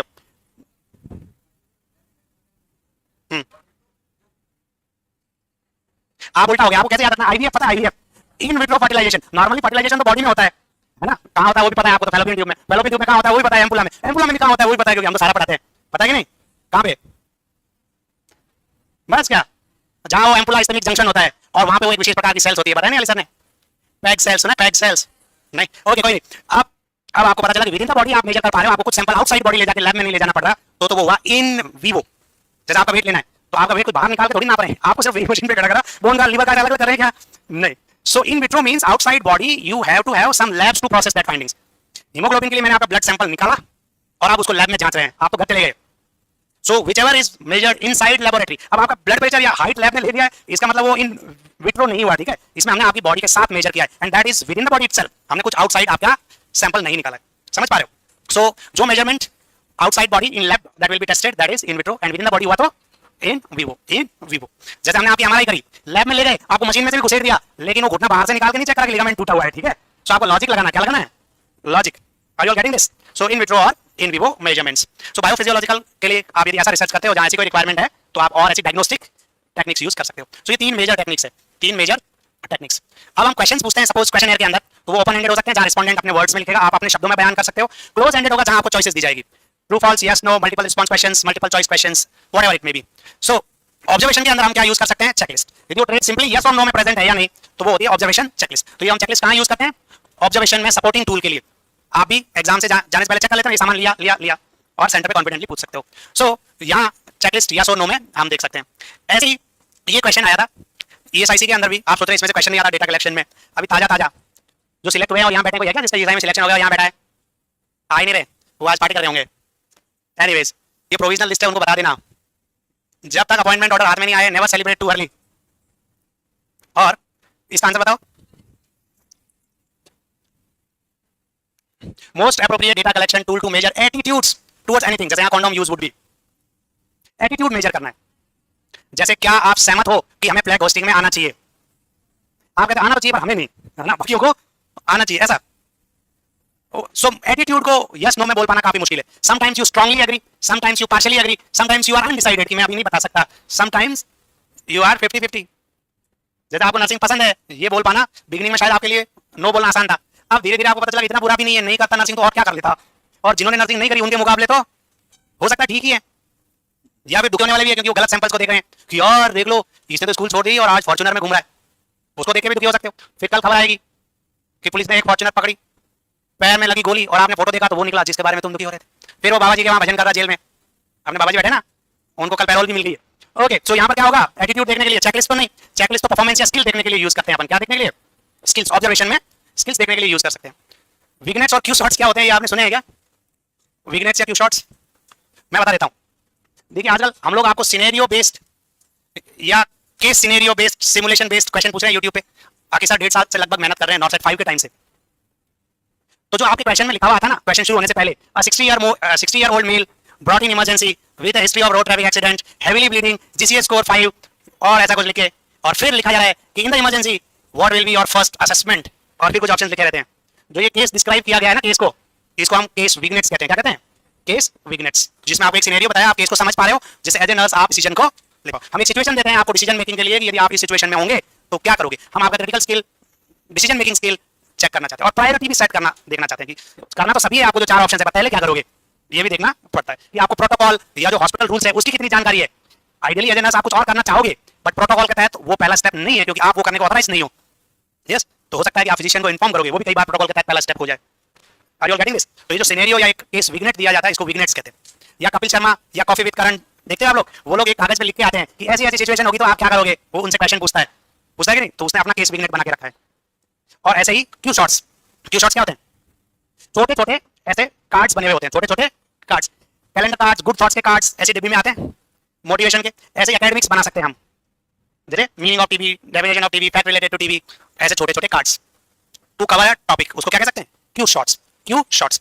लेकिन यहां पर आंसर है लाइकट स्केल। क्या लाइकट स्केल? लाइकट स्केल को हम कहते हैं एटीट्यूड स्केल। क्या एटीट्यूड स्केल। और लाइफ में सक्सेसफुल होने के लिए नॉलेज और स्किल तो इंपॉर्टेंट है ही है, लेकिन नॉलेज और स्किल से भी ज्यादा इंपॉर्टेंट है वो क्या है? Attitude, that is mindset. Right mindset is must. इसलिए हम कई बार आपको छोटी छोटी चीजों के लिए टोकते हैं ना, तो आप लोग कहते हैं इससे क्या होता है, क्या इससे नंबर आ जाएंगे क्या मेरे, क्या इससे मैं ज्यादा पढ़ने लग जाऊंगा क्या? तो उसका आंसर है हाँ। क्यों? क्योंकि जब आपका माइंडसेट सुधरेगा ना तो आपका नॉलेज और स्किल भी सुधर जाएगा। और खराब माइंडसेट आपके अच्छे स्किल और नॉलेज को भी उतना अच्छा रिजल्ट नहीं दिला सकता, क्योंकि आपको तो डिसीजन मेकिंग में तो माइंडसेट ही काम आएगा। आएगा कि नहीं? So try to become good human being. If you are a good human being, I can guarantee you that you will definitely successful in life. यदि आपके बेसिक्स अच्छे हैं ना, तो आप स्पिन वाली पिच पे, टर्निंग पिच पे, बाउंस वाली पिच पे, इंडिया में, ऑस्ट्रेलिया में, अफ्रीका में, ओलंपिक में कहीं भी अच्छा खेल लोगे। यदि आपके बेसिक्स अच्छे नहीं है तो तुक्का 2-4 दिन चलेगा और बाद में एक्सपोज हो जाओगे कि नहीं? Okay good. सो मुझे उम्मीद है आप 4 और तरीके भी समझ गए होंगे जो हम डेटा कलेक्शंस में यूज कर सकते हैं। Answer is Likert scale. So Likert scale को हम एटीट्यूड स्केल कहते हैं। ये रेनेसिस लाइकट एक साइकोलॉजिस्ट थे, उन्होंने ये डिस्कवर की थी, उन्हीं के नाम से हम इसको लाइकट स्केल के नाम से जानते हैं। जैसे ये बेसिकली चेक योर एग्रीमेंट और डिसएग्रीमेंट टू सर्टेन स्टेटमेंट। आप यस और नो में आंसर नहीं दे सकते हमेशा, sometime yes sometime no, partially yes partially no, ऐसा भी बोलना पड़ता है। जैसे अपन कहते हैं कि आप किसी को पसंद कर रहे हो क्या, तो आप बोलते हैं हाँ, बट पूरी तरीके से नहीं, मुझे उसकी वो आदत पसंद नहीं है, वो ऐसा करते हैं तब वो मुझे पसंद नहीं है। पॉसिबल है कि नहीं? So you have to have different level of agreement and disagreement. So इसको हम ग्रेड करते हैं। एक वर्ड पॉजिटिवली फ्रेम्ड होता है और उसके साथ आप स्ट्रांगली एग्री करते हो, तो इसको नॉर्मली हम कैसे रखते हैं? 3 या 5 पॉइंट की, बीच में एक न्यूट्रल पॉइंट, इधर एग्री इधर डिसएग्री, ऐसा भी कह सकते हैं। तो न्यूट्रल को आप कह सकते हो डोंट नो, मैं आप अभी बताना नहीं चाहता, लेकिन एग्रीमेंट को और स्ट्रांग बनाओ आप, तो आप स्ट्रांगली एग्री और जोड़ सकते हो और साथ में स्ट्रांगली डिसएग्री भी जोड़ सकते हो, तो ये 5 पॉइंट का हो गया। और पॉजिटिव वर्ड के साथ आप स्ट्रांगली एग्री करते हो तो आपको मैक्सिमम 5 मिलेगा। या जस्ट सपोज ये नेगेटिव वर्डेड है, नेगेटिव वर्ड के साथ आप स्ट्रांगली डिसएग्री करते हो तो आपको 4 मिलना चाहिए, डिसएग्री करते हो तो 5 मिलना चाहिए, स्ट्रांगली एग्री के लिए, पार्शियली एग्री के लिए 4, यदि 5 पॉइंट है तो, और न्यूट्रल वाले के लिए 3। थोड़ा पॉजिटिव हो आप, नेगेटिव वर्ड के लिए भी थोड़ा पॉजिटिव हो तो आपको स्कोर हो सकता है 2, और आप नेगेटिव के लिए भी स्ट्रांगली एग्री कर रहे हो तो ये दिखाता है कि आपका एटीट्यूड काफी नेगेटिव साइड में, तो आपको 1। समझ पा रहे हो आप? नेगेटिव वर्डेड स्टेटमेंट भी साथ में डालना है, सारे नहीं, 1-2, नहीं तो क्या होता है आदमी स्ट्रांगली एग्री को टिक कर देगा, सब आपका गलत स्कोर आ सकता है। तो इस तरीके से एग्रीमेंट और डिसएग्रीमेंट को ग्रेड करते हैं। फिर हम एटीट्यूड दिखाते हैं कि आप चॉकलेट लवर हो, तो यदि स्केल में आपके 20 में से 15 नंबर से ऊपर आ रहे हैं तो आप चॉकलेट लवर हो। यदि आपके स्कोर 10 से नीचे है तो हो सकता है चॉकलेट को आप उतना पसंद नहीं करते, 5 से नीचे है तो आप चॉकलेट को ना पसंद करते। पसंद करना तो दूर की बात है, क्योंकि चॉकलेट बहुत ही महंगी है, अंगूर खट्टे वाला। पॉसिबल है? सो एटीट्यूड देखने के लिए हम क्या यूज करते हैं? Likert scale. एग्रीमेंट डिसएग्रीमेंट की डिग्री, बीच में एक न्यूट्रल पॉइंट, तो यस नो 2 की जगह 3 हो गए, फिर स्ट्रांगली या माइल्डली और ऐड करके आप उसको 5 पॉइंट का लाइकट स्केल बना सकते हो। और टोटल ये 4 आइटम्स मैंने यहाँ डाले, तो मैक्सिमम 5 होगा, मिनिमम 0 होगा, तो 5 और 20 किसी का ज्यादा से ज्यादा हो सकता है, मिनिमम 0। अब 0 से 20 तक को आप ग्रेड कर सकते हो, माइल्ड, मॉडरेट, स्ट्रांगली फेवरेबल कौन है एटीट्यूड में। सो यहाँ पर व्यू पॉइंट किसी भी टॉपिक पे आप दिखाना चाहते हो, that is your level of agreement और डिसएग्रीमेंट या ओपिनियन दिखाना चाहते हो आप, तो आप लाइकट स्केल यूज कर सकते हो। अब ये रिलायबिलिटी और वैलिडिटी में भी क्वेश्चन आया था, टूल की वैलिडिटी और रिलायबिलिटी भी हमें आनी चाहिए। ये 2 पॉइंट क्विकली कवर करता हूं क्योंकि ये हर एग्जाम में क्वेश्चन आ सकता है। आप देखिए जरा यहाँ क्या पूछा हुआ है, रिलायबिलिटी पे ये क्वेश्चन है। रिलायबिलिटी के भी टाइप्स होते हैं। ये जो बच्चे फोटो ले रहे हैं ना, इन बच्चों को मैं बता दूं, ये क्वेश्चन पेपर हमने YouTube पे फ्री सॉल्व करवाया कि नहीं, आंसर्स के साथ करवाया हुआ है, वो लोगों ने देखा क्या? तो जब वही तुम्हारे काम नहीं आ रहा, वीडियो पूरा का पूरा पढ़ा, ये फोटो आएगा क्या? फोटो लेनी है तो मेरी लो ना, नहीं ले रहे? हाँ, फिर जब सिलेक्ट हो जाओगे तब लिखोगे क्या? थैंक यू सर, फोटो तो है नहीं तुम्हारे पास, है ले लोगे? यहाँ लगी हुई वो वाली भी ले सकते हो, बाकी जगह से भी ले सकते हो, तब तो बड़े जुगाड़ू। कुल मिलाकर मैं ये कह रहा हूँ कि फोटो हेल्प नहीं करता, बट वो जो दुम होती है ना, दुम ऐसी एक दुम होती है ना किसी की, किसकी होती है? बोलना नहीं। अच्छा, आदतें आदतें है ना, ये जो छोटी बेसिक्स वाली मैं बात कर रहा था ना, बेसिक्स मेहनत करो, लिखो, तब तो दिमाग को याद रहेगा। आपका जो फ्रंटल कॉर्टेक्स है ना, ये कब चलता है? जब आप लिखते हो। ऐसे सेल्फी लेने से नहीं चलता वो, ये मैंने कहा, ये साइंस कह रही है।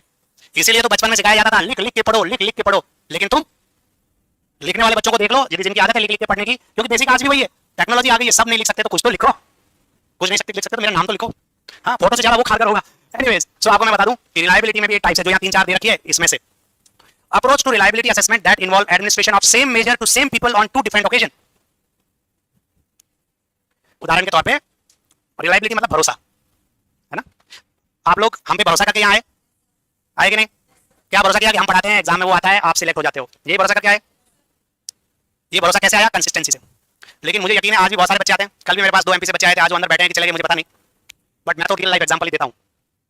वो कह रहे सर हमने जयपुर से कोचिंग देखनी शुरू करी, अब हम कोचिंग देख रहे हैं, मैंने कोई अच्छे से देख लो, कोई कमी नहीं रहनी चाहिए। पर जाते जाते मैं आपको एक बात बता दूं कि कोचिंग देखने से पढ़ाई नहीं होगी, पढ़ाई तो आपको ही करनी पड़ेगी। बोले ऐसा है क्या? हाँ। अब पता नहीं वो बात उनको जमी या नहीं। वो बताते कि वो तो साथ में ऑनलाइन देते हैं, वो तो कम फीस में भी पढ़ाते हैं, वहाँ 1 पे 1 फ्री है। मैंने कहा भाई यहाँ तो ऐसा कुछ भी तुम लोगों को पता नहीं था कि कैसे आ गए, सब पता होने के बावजूद। क्यों? रिलायबिलिटी है ना। तो ये कंसिस्टेंसी, बट स्टिल हर ग्राहक वो सब नहीं देखता, अलग अलग पर्पज से मार्केट में लोग रहते। सो मेरे कहने का मतलब मैं क्या बता रहा हूं यहाँ पर, मैं चेक कर रहा हूँ एक वेइंग मशीन जो वेट बताती है, या एक कैमरा फोन जो अपना फोटो लेता है। और मेरी गारंटी है ग्रुप में भी आप अपने दोस्त को कहते हैं तू फोटो ले, तेरे फोन से फोटो अच्छे आते हैं, कहते हो कि नहीं? वो फोटो अच्छे नहीं आते, वो बहुत ही शातिर चाइनीज कंपनी का फोन है, उसने पहले से ही ब्यूटी लेवल को 10 कर रखा है, और उसमें तुम वो दिखते हो जो तुम हो ही नहीं, और तुम्हें वो बड़ा अच्छा लगता। लेकिन कितने दिन चलेगा वो जो आप हो ही नहीं, वो कितने दिन अच्छा लगेगा? लगेगा क्या? तो हम तो दिखाते हैं आईना, कम लाइट वाला जो हो ना, उसमें भी ज्यादा झुर्रियां दिख रही है। तो यहाँ जो क्लास में बैठोगे उसको तो हम आईना दिखाएंगे कि भाई ये है तुम्हारा लेवल, जमे तो पढ़ो, और पढ़ लोगे तो कुछ बन जाओगे। और गलत फहमी में रहना है तो वो जो शोरूम वाला आईना होता है ना, शोरूम वाला आईना, शोरूम वाले आईने में भी अच्छा दिखते हैं, मेरी गारंटी है। पार्लर में आप देखो, पार्लर में तुम ऐसे करके उसको झट से पैसे निकाल के देके बाहर आके देख रहे होते हो, और फिर घर वाले में आके धोखा क्यों? क्योंकि लाइटिंग्स देखिए उन्होंने वहां एम्बियंस बना रखा है, इतने लाइट लगा रखे हैं कि आप अपने आप ही चमकने लगते हो, क्योंकि उसका तो ये बिजनेस है। सो रिलायबिलिटी में आपको धोखा। कुछ लोग वेइंग मशीन में भी उस वेइंग मशीन से वेट चेक करते हैं, यार ये ठीक दिखा रही है क्योंकि इसमें मेरा वजन बढ़ा हुआ आ ही नहीं रहा। पॉसिबल है कि नहीं? जो हम अपने कन्वीनियंस से चेक कर लेते हैं। तुम टीचर्स को भी ऐसे रखते हो, यार ये टीचर अच्छे हैं क्योंकि ये कभी हमारी बेइज्जती करते ही, क्योंकि बेइज्जती बर्दाश्त, बेइज्जती कुछ नहीं कर रहे, सिर्फ आईना है। क्या है? फोटो तो उस कैमरा ने भी लिया, लेकिन आप कह रहे हो अच्छा नहीं लिया, क्यों? क्योंकि जैसा हो वैसा दिखा दिया। सो रिलायबिलिटी हम वेइंग मशीन की चेक कर रहे हैं। ये मैंने वेइंग मशीन रखी, same measure of same people on 2 different occasions. इस पर्सन का वेट मैंने मॉर्निंग में लिया, इसी वेइंग मशीन से इसका वजन मैंने शाम को लिया। मैं देखना चाह रहा हूं कि ये वेइंग मशीन रिलायबल है या, वरना आप कह दोगे कि सर आप पार्शियली कर रहे हो, बार-बार दूसरी वेइंग मशीन ला रहे हो, उसमें तो मेरा वजन सही आ रहा था, वो नहीं लाओ, तुम्हारे बीपी अपना कैसी फॉल्टी है, सुबह तो मेरा बीपी सही था, अभी ज्यादा कैसे आ गया? सो रिलायबिलिटी के लिए हमें क्या करना पड़ता? एक बार टेस्ट, फिर से टेस्ट। क्यों? क्योंकि सेम पीपल को सेम वेइंग मशीन से लिया, तो ये क्या हो गया? Test retest, test and retest reliability. तो इसका आंसर क्या होगा? Test retest reliability. और क्या टाइप की होती है रिलायबिलिटी? Interrater, intrarater, parallel. देखिए रेटर क्या होता है? अब सैंपल तो वही रहता है, सैंपल तो वही रहता है, लेकिन इन्वेस्टिगेटर बदल जाता है। देखिए आपका वाइवा होता है ना, तो 2 एग्जामिनर होता है, एक इंटरनल, आप तो सेम ही रहते वाइवा देने जाते हैं, और एक होता है एक्सटर्नल एग्जामिनर। अब एग्जामिनर बदल गया। सो एग्जामिनर क्यों बदला हमने? क्योंकि इंटरनल एग्जामिनर अपना टीचर होता है, वो हो सकता है आपको ओवर इवैल्यूएट कर दे, या टीचर ने साल भर अपने को ऑब्जर्व किया, खुन्नस खा रखी है, वो अंडर इवैल्यूएट कर दे, आपके साथ अन्याय ना हो। इसलिए एक्सटर्नल जो किसी बिना बायस के आया, आपको पहली बार देख रहा है, ऑब्जेक्टिवली जैसे परफॉर्मेंस है वैसा नंबर दे दे, तो ऐसे स्कोर का रिलायबिलिटी ज्यादा होने के चांस है कि नहीं? और यदि दोनों ही ऐसे हो जाए, हम एवरेज कर ले, दोनों का एवरेज मार्क्स निकाल ले, जिससे आपको ओवर भी नहीं अंडर भी नहीं रियलिस्टिक इवैल्यूएशन मिल जाए। तो जब एग्जामिनर अलग अलग होता है और सैंपल सेम होता है, तो हम क्या कहते हैं? इंटर या इंट्रा दोनों हो सकती है, but normally inter rater use करते हैं इसके लिए। क्या? Inter rater, inter rater. अब ये इंटर और इंटर का मतलब क्या? देखिए एक होता है इंटरपर्सनल और एक होता है intrapersonal. So with in the institute, दूसरा टीचर है with in the institute, so that is intra rater. क्या? हम कहते हो ये मैम मेरे से पार्शियलिटी कर रही है, प्रिंसिपल को जाकर कंप्लेन करा, मेरा एग्जाम दूसरे टीचर भी ले लो, तो प्रिंसिपल कहा ओके ठीक है तुम इसको दे दो, तो वो विद इन द इंस्टीट्यूट ही है। यस, अब हम चाहते हैं इंटर रेटर, तो इंटर रेटर में भी बाहर से दूसरे इंस्टीट्यूट से एग्जामिनर आया, बट एक से ज्यादा ऑब्जर्वर यदि आप यूज करते हो तो रिलायबिलिटी में हम क्या कहते हैं? Inter rater reliability. ठीक है, अब उन दोनों के स्कोर का को रिलेशन देखते हैं। हम क्या देखते हैं? जैसे मान लो इसने इंटरनल एग्जामिनर ने हमको 10 में से 8 दिए, यस, और एक्सटर्नल एग्जामिनर ने हमें 10 में से 6 दिए, तो हम को रिलेशन देखते हैं कि 6 और 8 का यदि अपन देखें तो क्या परसेंटेज आता है। यदि ये 0.7 से ज्यादा, 70% से ज्यादा, तो लगभग इतना फर्क तो होता ही है देखने में कि उसके सामने आपने लगभग 60% लाए और उसमें, बट यदि 10% से ज्यादा डिफरेंस बार बार आ रहा है तो आप चैलेंज भी कर सकते हो, डिफरेंस 2-5% का होता है, 10% का नहीं, तो हम फिर से इवैल्यूएट कर सकते हैं। उनकी फिर रीचेकिंग होती है, आपको रीचेकिंग का भी मौका मिलता है कि नहीं? तो रीचेकिंग के लिए भी आप अप्लाई कर सकते हो, क्योंकि हमें तो हर हाल में एग्जैक्ट रिजल्ट चाहिए। तो जो एग्जामिनर अलग अलग होता है, सैंपल सेम ही रहता है, उसको 2 अलग अलग लोग इवैल्यूएट करते हैं, तो क्या हो गया? Inter rater reliability. और एक होती है पैरेलल रिलायबिलिटी। पैरेलल रिलायबिलिटी का मतलब क्या?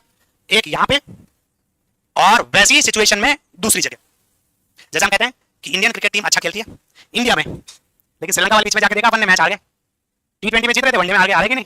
तो अब अपन भरोसा कर सकते हैं कि टीम बेस्ट है? अभी हम डाउट में है कि बेस्ट बोलना मुश्किल है, जब तक वो उस सिचुएशन में अपने आप को साबित कर। जैसे हम लोग कहते हैं कि हम रिलायबल है, क्यों? क्योंकि नॉसेट में भी मैक्सिमम सिलेक्शन, ESIC में भी मैक्सिमम सिलेक्शन, DSS में मैक्सिमम, CHO कैसे चलते बन जाते हैं, स्टेट गवर्नमेंट में तो भर्ती सिलेक्ट हो रहे हैं, तभी तो हम कह सकते हैं। या फिर तुक्का लगा, बच्चे तो मेहनती होते हैं, एक बार सिलेक्ट हो गए लेकिन बाद में हो ही नहीं रहे।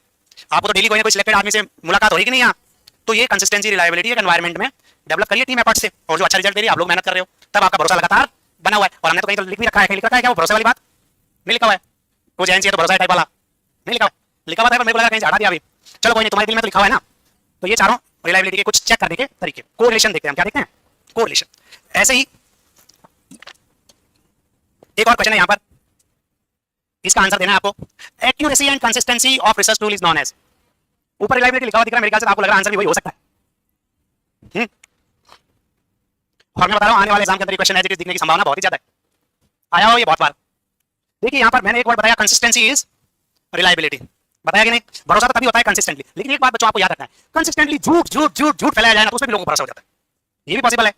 भाई अपने को बताया गया था कि वो भगवान है, अपन ने कभी ट्राई नहीं करा, उनको चेक भी नहीं करा और मान लिया वो भगवान है। हो सकता है ही नहीं भगवान, पॉसिबल है कि नहीं? सो हमें उसके साथ कंसिस्टेंसी के साथ क्या ऐड करना है? एक्यूरेसी। क्या? But only accuracy is validity. क्या? Only accuracy is validity. But आपको एग्जाम के अंदर कंफ्यूजन होगा क्योंकि साथ में हम कंसिस्टेंसी भी लिखेंगे, और ये ऐसा क्वेश्चन है जो कि आया हुआ है, एक्यूरेसी एंड कंसिस्टेंसी साथ में लिखा हुआ है, तो आपको आंसर क्या देना है? रिलायबिलिटी देना। क्या देना है आंसर? रिलायबिलिटी। अब यहाँ दो चीजें और बच जाती है। वैलिडिटी का मतलब क्या है कि कंसिस्टेंटली वही चीज वो नापे, मेजर करें जिसको नापने के लिए उसको बनाया गया है। If a tool is consistently measuring what it supposed to measure then it is valid. जैसे मेरी घड़ी का टाइम वैलिड है या नहीं? कब कब होगा वैलिड? जब ये लगातार सही टाइम बता रही है, 7 बजे सही बता रही है, 10 बजे तक 15 मिनट पीछे रह गई, तो क्या मैं अभी 10 बजे जब इसका टाइम दूंगा तो वैलिड होगा क्या? कई बार अपने को अपनी घड़ियों पे ऐसा डाउट होता है कि यार मेरी घड़ी का कुछ भरोसा, अभी तो सही टाइम बता रही है पर बीच बीच में ये चलते हुए बंद। ये तुम्हारी अलार्म घड़ी है, ठीक है, तुम्हारे पास अलार्म घड़ी। और कुछ कुछ बच्चों को तो अपने फोन पे भी डाउट है कि यार मैं अलार्म लगाता हूं लेकिन इसमें बजता ही, ये बहुत बच्चों पे है क्या? वो बजता है, तुम सुनते भी हो, बंद भी करते हो, लेकिन तुम्हें याद, क्योंकि नींद में कहां याद है तुम्हें? तो जो जगी हुई खुली आंखों से सुनी हुई बात भी याद रहती है। मेहनत करनी पड़ती है उसको याद रखने के लिए, है ना? मैं कौन हूं? सर, क्योंकि नाम बताने की जरूरत नहीं है ना, ऐसे सर है, देखे देखे से तो लग रहे हैं। अब आपको कंसिस्टेंसी जब साथ में आ जाए तो आंसर होगा reliability. Accuracy degree to what it supposed to measure, ऐसा लिखा हुआ है तो वैलिडिटी होगा। क्या होगा? अच्छा, ये सेंसिटिविटी एंड स्पेसिफिसिटी एक और वर्ड होता है, स्पेसिफिसिटी। देखो पढ़ाते तो अच्छा है, ये एक बात हुई, पढ़ाते तो अच्छा है, ऐसा कई जगह के लिए आप कह सकते हो, बट पूरा पढ़ाते हैं क्या? हमारे कुछ बच्चे हमसे शिकायत करने आते हैं, मैं आपको बार बार ओपनली बताता हूँ कि सर कोर्स पूरा होने में बहुत टाइम लग जाता है, मेरे सास ससुर और घर वालों ने या मेरे फैमिली वालों ने मेरे को 7 महीने दिए थे और 7 महीने हो गए, 8 महीने हो गए, लेकिन मेरा कोर्स पूरा। ऐसे कई बच्चों की शिकायत रहती है, पर दुर्भाग्य से कोर्स पूरा करना आप और हम लोगों के म्यूचुअल इंटरेक्शन है। हम तो रोज ही पढ़ा रहे हैं, 4.5 घंटे के लिए 5 घंटे पढ़ा रहे हैं, यूजली टेस्ट लेते थे, टेस्ट के बाद में 2.5 घंटे पढ़ा रहे हैं, छुट्टियां दे दी क्या आप लोगों को? नहीं, तो कोर्स है ही इतना बड़ा कि वो पूरा नहीं हो रहा। अब कुछ बच्चों को कोर्स क्या है ये पता ही नहीं, कहीं गए 3 महीने हो गए बच्चों का, बेटा तेरा कोर्स हो गया? हो गया? हाँ हो गया। अच्छा सर आप कह रहे तो हो गया होगा, चले जाते हैं और फिर तुम्हें बताइए रिजल्ट। इसलिए हम लोग कोर्स नहीं करवाते, हम क्या करवाते हैं? सिलेक्शन करवाते हैं। क्या करवाते हैं? कोर्स हो भी गया पर आप सिलेक्ट हुए क्या? तो आप कोर्स तो बीएससी जीएनएम ऑलरेडी कर चुके हो, वो तो होने के बाद ही आए हो ना। अब आपको कब तक पढ़ना है? सिलेक्शन तक। और सिलेक्शन का अलग अलग प्रोसेस है, किसी का रास्ता थोड़ा ऐसा है, किसी का ऐसा है, किसी को ज्यादा वक्त लग सकता है। तो उस मेंटेलिटी में रहना ही नहीं है आपको कि कोर्स हो गया या कोर्स करने आया हूं। आप सिलेक्ट होने आए हो और उसके लिए जो भी जरूरी होगा वो हम प्रोवाइड कर रहे हैं। कुछ कम पड़े तो आप फिर मांग लो कि सर ये सब तो कर लिया फिर भी वजन कम नहीं हो रहा, क्या करूं? ठीक है, तो हम और नया नुस्खा बताएंगे, क्योंकि हो सकता है एग्जिस्टिंग मेथड वर्क नहीं करे, हर इंडिविजुअल डिफरेंट होता है। तो आपको वो चीजें मांगनी है। और घर वालों को भी, जो बच्चे दूर बैठे सुन रहे हैं उनके लिए मैं बता रहा हूं, ऐसा कमिटमेंट मत करके आना कि 7 महीने हो गए, 8 महीने हो गए और जो ईडीडी है उसी दिन डिलीवरी होगी, ऐसा फिक्स नहीं है। प्लस माइनस 7 डेज तो नीगल्स ने भी कहा था, तो हम भी प्लस माइनस कुछ मंथ्स कह रहे हैं, क्योंकि अपने यहाँ बड़ा प्रोसेस कुछ बड़ा बनाने की कोशिश कर रहे हैं। तो स्पेसिफिसिटी का मतलब क्या कि ये डायबिटीज के बारे में नॉलेज मेजर कर रहा है आपका टूल, बट क्या वो स्पेसिफिकली डायबिटीज के बेसिक कांसेप्ट, डायबिटीज के कॉम्प्लिकेशंस, डायबिटीज के होम केयर, डायबिटीज के कॉम्प्लिकेशंस, उस सबको इक्वली मेजर कर रहा है क्या? या लार्जली डायबिटीज के आसान आसान क्वेश्चंस है और होम केयर को फोकस ही नहीं करा और डायबिटीज के क्वेश्चन पूरे हो गए? Yes, you need to be specific to every aspect of that topic, तो वो स्पेसिफिसिटी कहलाती है। क्या कहलाती है? स्पेसिफिसिटी। और एक इसमें होती है सेंसिटिविटी। क्या होती है? यानी इसको ऑल ओवर कॉम्प्रिहेंसिवली यदि आप कवर कर रहे हो तो वो स्पेसिफिसिटी। और सेंसिटिविटी क्या होती है? सेंसिटिविटी सेंसिटिविटी होती है कि you can catch smallest change. क्या? Smallest change. जैसे यदि मेरी घड़ी आप टाइम बता रही है तो इसमें कम से कम ये सेकंड में बता पाएगी, उससे कम में ये घड़ी नहीं बता पाएगी, यानी कि इसकी सेंसिटिविटी इज 1 सेकंड। बट अपने को ऐसी घड़ी चाहिए जो 1 सेकंड का 1000वां हिस्सा भी बता दे, क्योंकि कुछ कंपटीशन ऐसे होते हैं, जैसे ओलंपिक में आप देख पा रहे थे इस बार 100 मीटर रेस के अंदर जो कंपटीशन था वो 1 सेकंड के 1000वां हिस्से के बराबर था, 1 सेकंड के 1000वां हिस्से के बराबर। तो फिर ये वॉच नहीं, फिर मुझे एक डिफरेंट वॉच लेनी पड़ेगी जो यही काम करती है, which is sensitive to smallest temperature, smallest time frame. तो अपन जो टेंपरेचर देख रहे हैं हम तो एक पॉइंट में बता देंगे 98.6 हो गया, अपना काम हो गया। लेकिन मान लो आपको ऐसा और स्पेसिफिक टेंपरेचर चाहिए तो आपको बहुत ज्यादा डेसिमल्स में भी बताना पड़ सके। या फिर हमारा थर्मोमीटर है वो 28 डिग्री से नीचे का तो बताता ही नहीं है, क्योंकि अपने को जितना आदमी का तो 28 से नीचे होगा नहीं। मान लो मैं एग्जांपल बता रहा हूं तो हमें, या फिर 110 से ज्यादा नहीं बता रहा, मान लो उदाहरण के तौर पे, क्यों? क्योंकि 110 वाला बचेगा कि नहीं और हम ले पाएंगे कि, बट इंडस्ट्रियल टेंपरेचर देने के लिए आपको डिफरेंट थर्मोमीटर चाहिए। फिर ये क्या कहलाती है? Sensitivity to smallest change. वो ऊपर नीचे होती है, आपका उसमें पकड़ में आना चाहिए। अब रिलायबिलिटी और वैलिडिटी को मुझे लगता है आप लोग समझ गए होंगे, समझे कि नहीं? कोई डाउट? तो रिलायबिलिटी और वैलिडिटी दोनों जरूरी है कि एक, देखिए भरोसा is reliability, consistency is reliability, लेकिन you need accuracy, you need constantly complete information, comprehensive coverage, तो वो क्या होगा? वैलिडिटी। मैं जो बता रहा हूं अच्छा बता रहा हूं, आपको सुन के अच्छा भी लग रहा है, बट जो मैं बता रहा हूं वो सही है क्या? तो बोले वो तो पता नहीं सर, मजा तो आ रहा सुन के। तो ये जो व्हाट्सएप पे या फेसबुक पे या ऐसी सोशल मीडिया पे खबरें फैली हुई है और अपन तुरंत रिएक्ट कर रहे हैं, देखिए कि बहुत बुरा हुआ या बहुत अच्छा हुआ या मजा आ गया या यार डुबो दिया, बट हम उनकी एक्यूरेसी चेक ही नहीं करते। इसलिए आजकल फैक्ट चेकिंग, व्हाट्सएप खुद कह रहा है कि ये हम लोग इसकी अथॉरिटी नहीं लेते कि ये सही है या, और आजकल तो यही आ गया इन्फॉर्मेशन में वीडियो, अब तुम्हारा भी वीडियो या वॉइस कॉल करके तुम्हारी आवाज में आजकल तुम्हारे घर वालों को, ऐसा हो रहा है। लाइव हुआ, मैं आपको एग्जांपल बताता हूं, रमेश सर के साथ हो गया। रमेश सर एक दिन स्टूडियो में क्लास ले रहे हैं, उनको लगातार फोन पे फोन आ रहे हैं, पता नहीं सर नाराज होंगे या नहीं, बट नॉर्मल है, और हर किसी के साथ ही हो सकता है, इसलिए मुझे बताना पड़ा। तुम बताओगे ना उनको? अभी टाइम हो गया, कल बताता हूँ फिर, इसके लिए तुम्हें 8 बजे तक रुकना पड़ेगा। रुक जाएंगे, बताओ तो ना, मेरे को पता ही था, ये पक्का होगा। जिन बच्चों ने डायरी बंद कर ली थी वो भी कह रहे हैं सुन ही लेते हैं। सो नॉर्मली क्या होता है कि आजकल आर्टिफिशियल इंटेलिजेंस से आपकी वॉइस को भी वो लोग क्लोन कर लेते हैं। तो सर को कॉल आया और कॉल उठाने पर रैंडम नंबर से आया, उन्होंने उठाया नहीं, उनके भाई के नंबर से आया, उन्होंने उठाया नहीं, उनके पापा का कॉल आया, फिर उन्होंने उठाया, हो क्या है, सभी लोग फोन कर रहे हैं। तो उनके पापा का जब फोन आया तो उन्होंने कहा कि हमें कॉल आया है, और कॉल करने वाला पुलिस इंस्पेक्टर था जोधपुर में, और हमेशा के साथ उनके भाई का बच्चा यहाँ रह के पढ़ाई कर रहा है। तो वो आपका बच्चा जो है वो मर्डर के केस में पकड़ा है और अभी वो पुलिस स्टेशन में बैठा हुआ है। ये ऐसे बहुत कॉमन केस है, रेप के केस में पकड़ा है, मर्डर के केस में आपका बच्चा पकड़ा गया है, एक्सीडेंट में पकड़ा गया है, थाने में बैठा हुआ है, या उसको कुछ हो गया है अस्पताल में, और बच्चे की बात उन्होंने माना नहीं, तो उन्होंने बात करवाई, लो बात कर लो, तो कह रहा है पापा मुझे बचा लो, ये लोग मेरे को मार डालेंगे, मेरे को फंसा डालेंगे। उनको आज में यकीन भी हो गया, तो वो कह रहे हैं या तो बच्चे से बात करा दो, हमारी रमेश सर को कहा आप बात करवा दो, या फिर उस थाने में जाओ और देखो कि है क्या। वो कह रहा 2 लाख रुपए तुरंत भेजो वरना केस वो हो रहा है। इन्होंने कहा यार पहले रुको, मैं बच्चे से बात करता हूं। अब धोने की बात, उस बच्चे के पास फोन नंबर दिया हुआ नहीं, क्योंकि बच्चा स्कूल जा रहा है, क्या फोन लेकर घूमेगा, बट लकीली स्कूल की छुट्टी होने का टाइम हो गया, घर पे जो फोन था उस पर फोन करा, उस बच्चे ने फोन उठाया, कॉन्फ्रेंस में लेके घर वालों से बात करवाई, तब वो माने कि हाँ सब ठीक है और ये फेक था। वो हमारी एंजाइटी का फायदा उठाते कि 2 लाख नहीं तो 50,000 नहीं तो 20,000 नहीं तो 10,000 कुछ तो भेजो, वरना बात बिगड़ जाएगी। सो ये तो जस्ट वॉइस का, और वीडियो में भी हो सकता है, वो वीडियो कॉल करके भी दिखा सकते हैं। आप लिटरली पुलिस स्टेशन में बैठे हुए हेल्प मांग रहे हैं अपने पेरेंट्स से कि बाबा बचा लो, मैं फंस गया। और मेरे नाम से तो आप लोगों को कई कॉल इंस्टाग्राम फेसबुक पे आएंगे, आ रहे हैं बहुत सारे बच्चे मेरे को बोल रहे थे, मैंने कहा मैं तो तुमको कॉल करूंगा नहीं, और पैसे मांगे तो बिल्कुल भी मत देना, कौन सा तुम मुझे दे रहे हो, दे रहे हो क्या? अब जाना नहीं है कहानी, इसलिए सुनिए कि मैं आगे आधा घंटा पढ़ा सकूं। अब जब हमने रिलायबिलिटी देखी किसी इंफॉर्मेशन की, वो कब हुई? पहले हमें उसकी एक्यूरेसी देखनी है कि वो एक्यूरेट है या, तो कई बार वो एक्यूरेट जैसी लग सकती है, बट हमें उस पर भरोसा नहीं करना till you realize and validate it. और एग्जाम से पहले भी ऐसे कई सर्कुलर आएंगे कि ये एग्जाम कैंसिल हो गया है, ये सेंटर पे एग्जाम रद्द हो गया है, यहाँ से हॉल टिकट डाउनलोड कर लो, ये हो गया वो हो गया, ना जाने क्या क्या, और बच्चे डर जाते हैं। So reliability is consistency to measure the target attribute. अब हम 3 तरीके से रिलायबिलिटी चेक करते हैं, एक होती है स्टेबिलिटी, एक होती है इंटरनल कंसिस्टेंसी, और एक होता है इक्विवेलेंस। ये आपको याद रखना है। स्टेबिलिटी का मतलब क्या कि स्टेबल, जैसे हम लोग अलग से कोई डेमो या अलग से ऐसा कुछ नहीं लिखते, हम कहते हैं कि हम स्टेबल है, जिस दिन आना है उस दिन आओ, क्लास में बैठो, जमता है तो रहो वरना रास्ता नापो। ऐसा तो नहीं कहते, पर वो अपने आप नाप लेते तो अब ये हुई स्टेबल।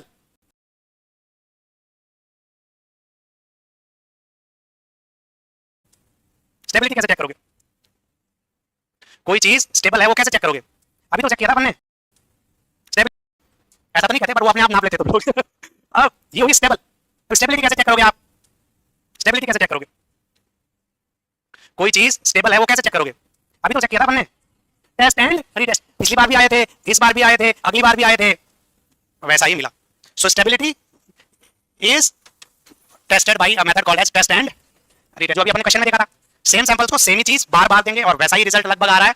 तो हमने देखा नॉट सेट से पहले से भी सिलेक्शन थे, नॉट सेट के बाद भी है, मल्टीपल रिस्पांस क्वेश्चन के बाद में है, प्री और मेन करने के बाद में भी है, ईएसआई यूपीएससी ने करवा दिया तो भी है, और डीएसएस भी 200 क्वेश्चन 120 मिनट में पूछ लेगी तो भी है। समझ रहे हो आप लोग? तो स्टेबल है ना। ओके, एक होती है इंटरनल कंसिस्टेंसी। आप कहोगे सर वो सब बताते हैं, वही वाले क्वेश्चन एग्जाम में आते हैं, उसी की वजह से सिलेक्शन हो रहा है, बाकियों की वजह से नहीं। तो हम कहेंगे यार ये तो टीम में सिर्फ 1-2 लोग हैं जिनकी वजह से हो रहा है, बाकी लोग मक्या मारे।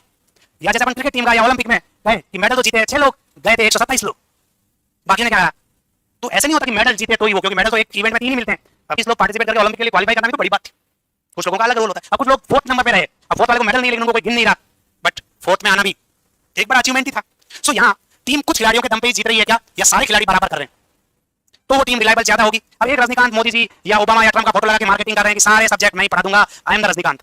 मैं रजनीकांत जी का बड़ा फैन हूं, इसलिए जो इम्पॉसिबल को पॉसिबल या सब कुछ कर सकता है मैं तो रजनीकांत को ही मानता हूं।